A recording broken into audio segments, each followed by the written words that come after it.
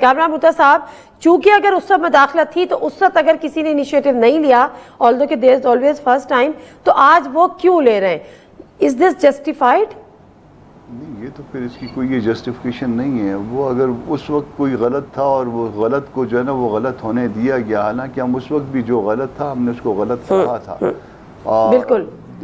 ججز کے معاملے جو کچھ ججوں کے پارٹ پہ کیا جا رہا تھا، جو کچھ ڈائریکٹ میاں نواز شریف کے ساتھ ہو رہا تھا، ہم نے اس کو غلط کہا تھا، اس کے خلاف سٹینڈ لیا تھا۔ بلکہ نون کی جتنے بھی جو لوگ جو ان کے خلاف کیسز بن رہے تھے یا ان کو کنٹینٹ میں سزا دے رہی تھی، میں ذاتی طور پہ ان کے لیے پیش ہوتا رہا۔ جب غلط ہو رہا تھا تو غلط کہا تھا، آج جو غلط ہو رہا ہے اس کو بھی غلط کہنا ہے، اور ان لوگوں کو بھی غلط کہنا ہے کہ جس کے ساتھ کل غلط ہو رہا تھا۔ اب یہ نہیں ہونا چاہیے کہ کل جو ہے نا جب آپ کے خلاف غلط ہو رہا تھا اور اس کے پیچھے بھی وہی لوگ تھے جو کہ آج ان کے پیچھے ہیں، تو اس طرح سے نہ کریے۔ اس طرح سے آپ نے غلط کو غلط اصول کی بنیاد پہ کریے۔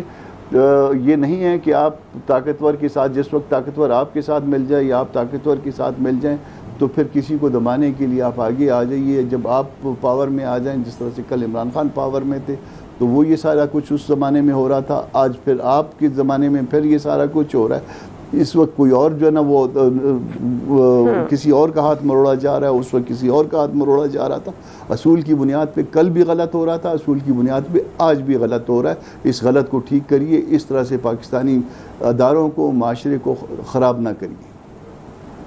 اچھا کامران بھٹو صاحب، یہ بتائے گا کہ جس طرح سے 6 ججز نے خط لکھا اور اس کے بعد بابر ستار صاحب نے لکھا، جسٹس بابر ستار صاحب نے، پھر بار کورٹس، اس کے علاوہ جو ہے وہ لاہور ہائی کورٹ یا پشاور ہائی کورٹ یا دیگر نے بھی کہا کہ جی ہاں جی مداخلت ہو گئی ہے، تو آپ کو لگتا ہے کہ یہ جو ایک امید یا ایک شمع جلی ہے تو یہ کسی منطقی انجام تک پہنچے گی یا ایک دفعہ پھر بس ایک آن گوئنگ ڈیبیٹ ہوگی؟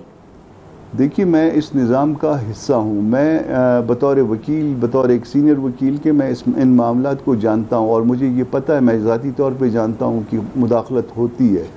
میں یہ جانتا ہوں کہ یہ مداخلت آج نہیں ہوئی، یہ 6 ججوں نے چلیں آ کے سچ بتا دیا، مگر اس سے پہلے بھی مداخلت ہوتی تھی، اس سے علاوہ بھی مداخلت ہوتی ہے، اور وہ جو ہے وہ کسی نہ کسی حوالے سے جو ہے نا یہ معاملہ کمپرومائز ہوتا ہے۔ اس مداخلت کو روکنا ہوگا، اور یہ جوڈیشری کو یہ فیصلہ کرنا ہوگا کہ وہ جو ہے وہ اسٹیبلشمنٹ کی بہن کا کردار ادا نہیں کرے گی، وہ ان کے ساتھ مل کے دستور سے ماورا نہیں جائے گی، وہ کسی مداخلت کو ایکسیپٹ نہیں کرے گی، اور تمام ججز کو بلکہ تمام ادارے کو یہ فیصلہ کرنا ہے۔